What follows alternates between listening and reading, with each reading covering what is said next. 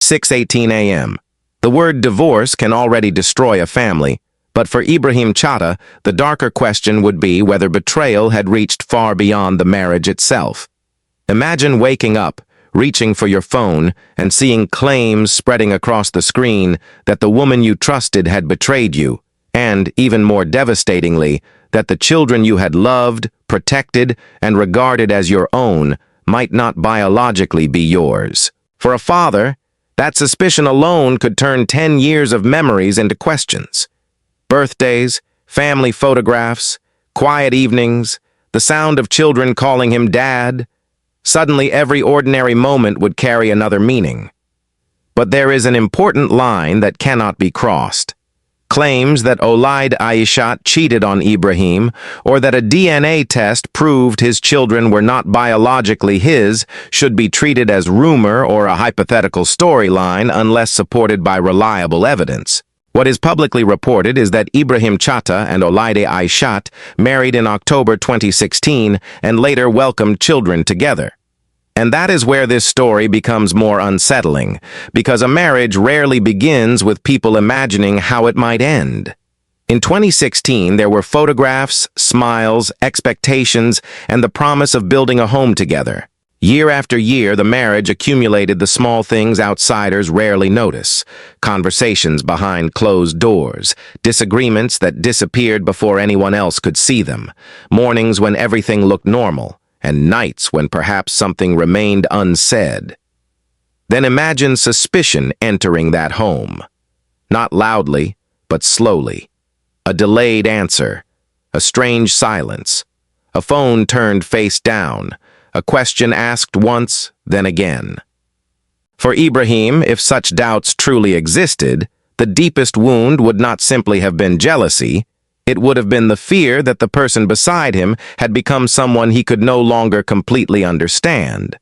And when online rumors push that fear even further, toward allegations of infidelity and DNA testing, the emotional picture becomes brutal, even though those allegations remain unverified. What would a man do if the family history he believed in suddenly seemed uncertain? Would he become angry first, or simply sit in silence? Would he look at old photographs searching for clues that were never there? From the outside, people might see only headlines about Ibrahim Chatta and Olaide Aishat. Inside such a hypothetical moment, however, there would be something far quieter. A man staring at a family photograph, remembering the years behind it, while the unanswered questions on his phone refused to disappear. Long before Olaide Aishat became part of Ibrahim Chatta's life, he already knew what it meant to watch a relationship fall apart. He had entered love before with hope, only to discover that marriage could become a place of disagreement, accusation, disappointment, and eventually separation. 2 significant relationships or marriages before Olaide ended, and over the years different versions of what happened circulated publicly, with accusations and counterclaims making it difficult for outsiders to know everything that truly occurred behind closed doors. But the importance of that past is not the scandal itself. It is what repeated heartbreak can do to the way a person understands trust. After one painful separation, beginning again is difficult. After another, even the simplest promise can carry enormous weight. Ibrahim had already experienced the strange silence that follows the end of something once believed permanent. The moment when familiar routines disappear and 2 people who once planned a future suddenly begin walking in different directions. Perhaps that was why finding stability again mattered so much. When Olaide entered his story and their marriage began in 2016, it could have represented something larger than another relationship. Another opportunity to build the kind of home that previous chapters had failed to preserve. Years began to pass. A family took shape. Photographs captured smiles that seemed ordinary because nobody takes a family picture expecting that one day strangers might examine it searching for signs of trouble. To the outside world, those images could suggest that Ibrahim had finally reached calmer ground. Yet this is precisely why later rumors about betrayal would sound so destructive. They do not merely attack a marriage, they strike directly at the trust a person may have struggled to rebuild. It is important, however, not to confuse online allegations with established facts. Claims that Olayde betrayed Ibrahim or that DNA testing revealed anything about the biological parentage of their children should not be presented as confirmed without reliable evidence. Still, imagine the emotional weight of merely encountering such allegations after everything Ibrahim had already experienced. Would old wounds immediately return? Would memories of earlier separations make every new doubt feel twice as dangerous? A man who has rebuilt his life after broken relationships may recognize the warning signs of distance, but he may also fear seeing danger where none exists. And somewhere between those two possibilities lies the question that refuses to disappear. What happens if the place Ibrahim believed had finally given him peace becomes surrounded by whispers of betrayal? Perhaps the most frightening moment would not be an argument at all, but an ordinary evening, a quiet room, Olayde only a few steps away, and Ibrahim wondering whether the past he thought he had escaped was slowly finding its way back to his door. From 2016 to 2026, almost an entire decade had passed, a stretch of time that cannot be reduced to a wedding date, a photograph, or a rumor appearing on a phone screen. 10 years is not simply a number, it is thousands of mornings and thousands of nights. It is waking up under the same roof, hearing familiar footsteps in another room, watching seasons change outside the same windows, and slowly becoming accustomed to another person's presence until that presence feels woven into everyday life. For Ibrahim Chatta, those years with Olayde Aishat could be imagined through the ordinary details that rarely become headlines. Meals shared around a table, children's voices filling the house, shoes left near a doorway, unfinished conversations interrupted by work, and evenings when exhaustion made silence more comfortable than words. There would have been days when Ibrahim returned from acting commitments carrying the weight of work through the door, only to enter another role, the role of husband and father. Perhaps there were mornings when everyone was rushing, nights when someone stayed awake longer than everyone else, celebrations remembered through photographs, and small disagreements that seemed insignificant by the following day. None of these details prove that a marriage was perfect. They simply remind us what nearly a decade actually contains. A family does not experience 10 years as one continuous story. It lives them minute by minute.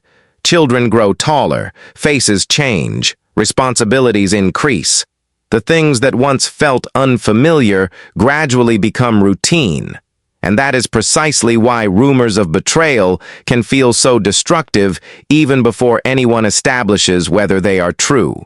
Claims circulating about infidelity or DNA testing should not be treated as confirmed facts without credible evidence, and there is no justification for inventing secret meetings or hidden affairs to make the story more dramatic. The emotional tension lies somewhere else, in imagining what it would mean for Ibrahim to hear allegations capable of forcing him to question a life he had spent almost 10 years building.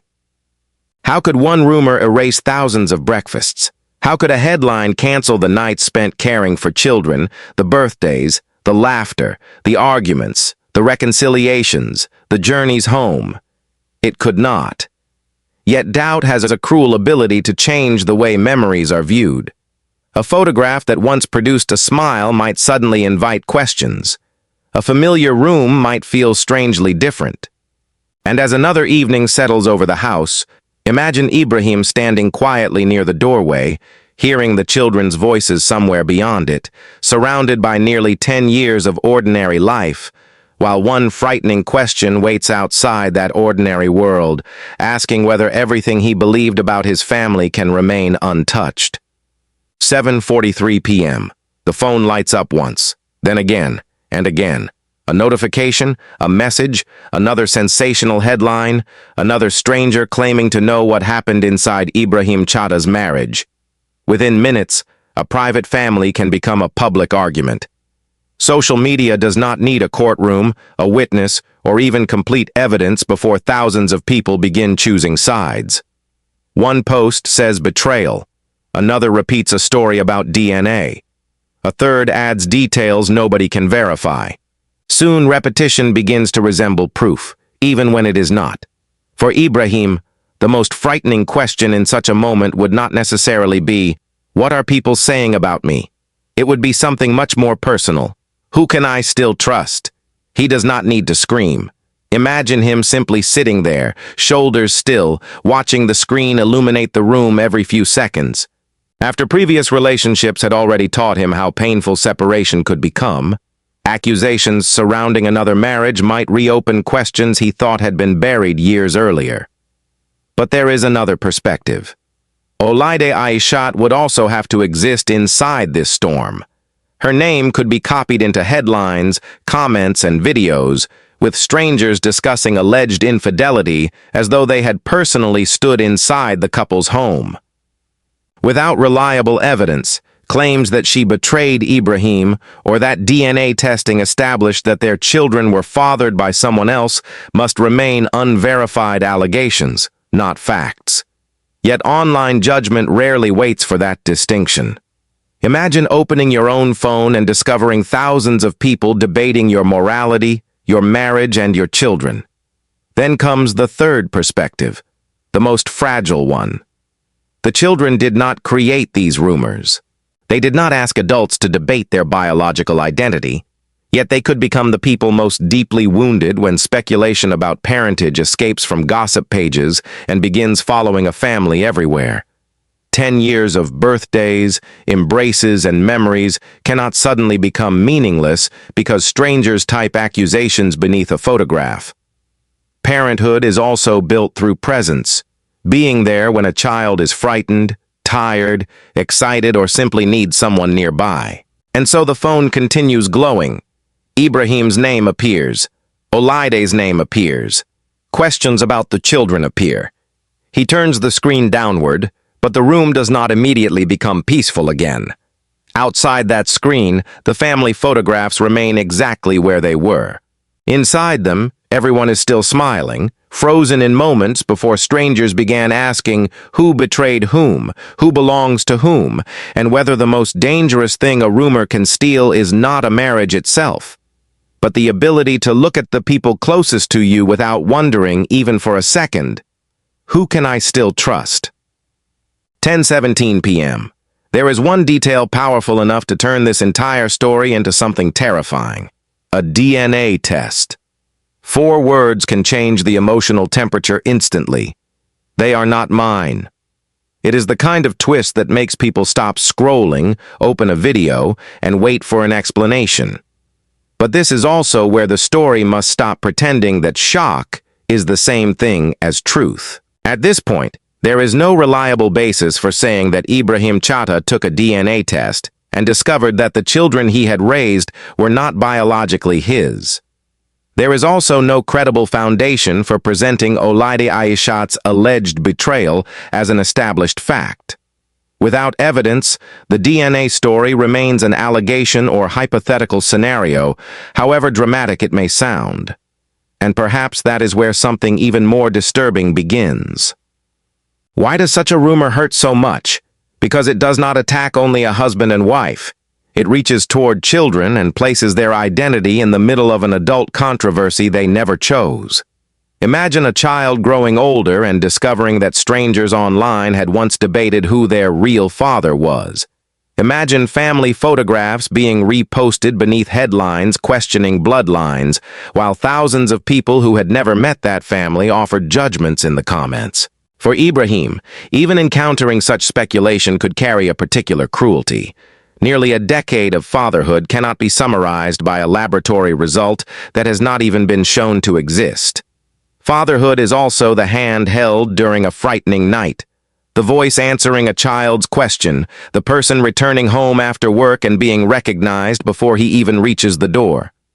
And from Olaide's perspective, an unverified DNA allegation carries another consequence.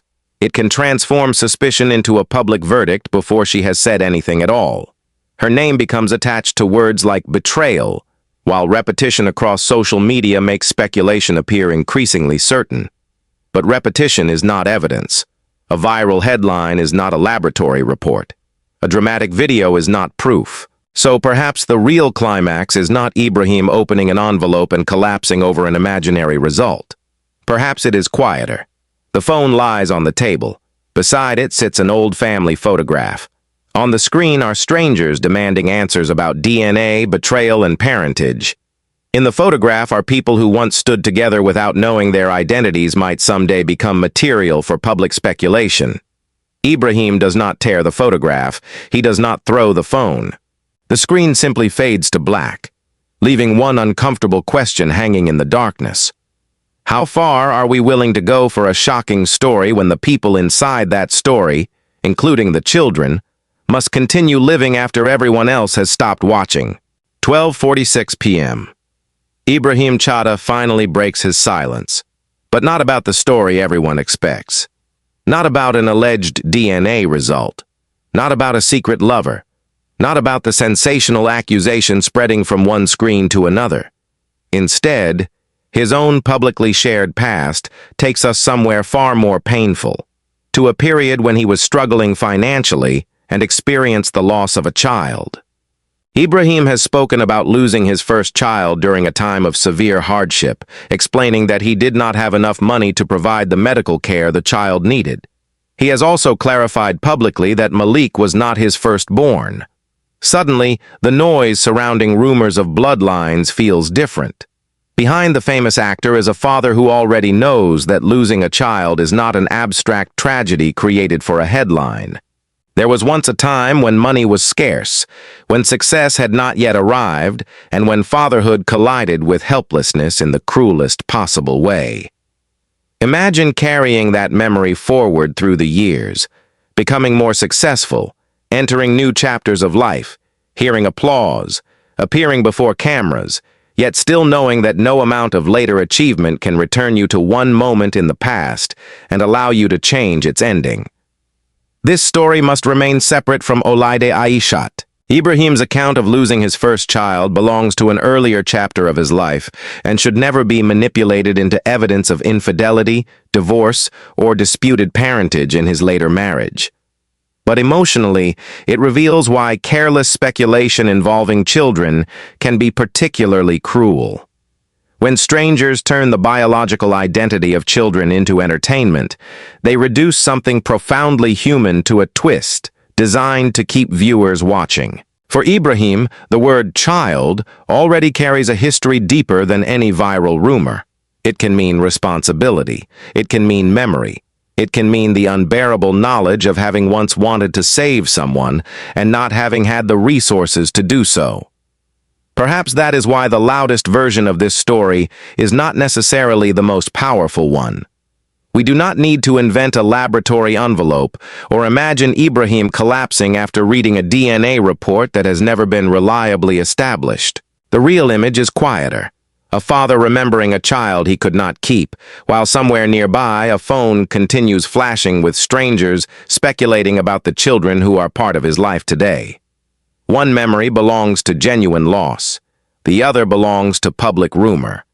Between them stands Ibrahim, and for a moment the difference between telling a painful story and exploiting a family's pain becomes impossible to ignore. The phone lights up once more, but this time Ibrahim's past seems heavier than anything written on the screen. 15:21 p.m. And now the question is no longer whether there is a DNA test, because there is no reliable evidence establishing that such a test produced the devastating result described in online rumors.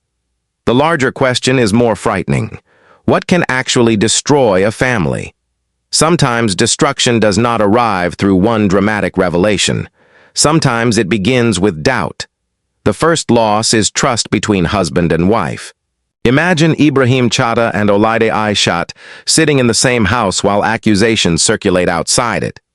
Even when an allegation is unverified, suspicion can enter spaces where strangers cannot see. A husband may begin questioning what he once accepted without hesitation.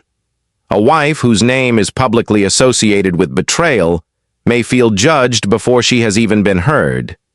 And suddenly, the distance between two people is measured not in meters, but in unanswered questions. Then comes the second loss, control over their own story. A marriage belongs first to the people living inside it, yet social media can take fragments of that life and construct an entirely different narrative. One headline becomes 10. 10 become hundreds.